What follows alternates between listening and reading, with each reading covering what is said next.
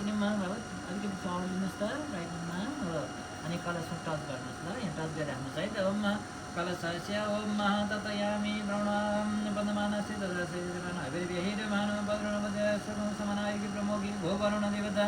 यहाँ गच्छन्तु यतिष्ठन्तु मम पूजां गृहणे उत्तमं करोमि तावतं चैत्र हो सुप्रसन्न भर्ता भव ओम वरुणाय नमो नमः त्यही राख्नुहोस् ओम वरुणाय नमो नमः यो फर्स्टको वाटर चढाइदिन्छ वरुण भगवान् ओम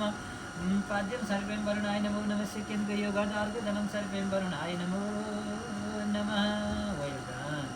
थर्डको आचमनिम जगम सर्वेमि वरुणाय नमो नमः पञ्चामृतं वर्गो वरुणाय नमो नमः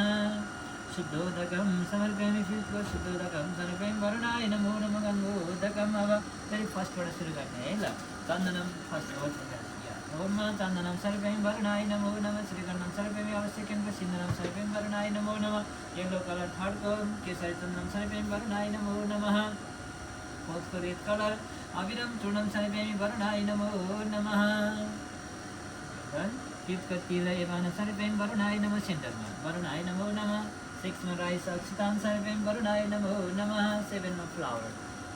इदं पुष्पं सर्वेमि वरुणाय नमो नमः भो वरुण भगवान् सुप्रसन्न भव सर्वदा वरुण देवतालाई एउटा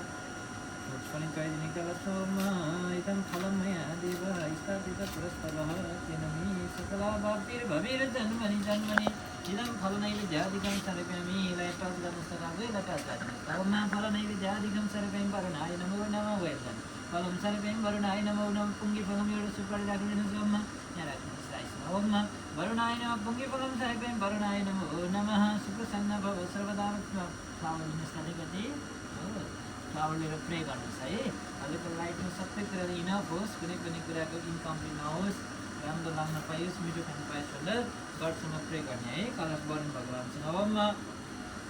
अथ कलशमा ओम कलशस्य मुखे विष्णु कण्ठे रुद्रसमाश्रितः मूले तस्य चितो ब्रह्मा मध्ये मातृष्णकृतः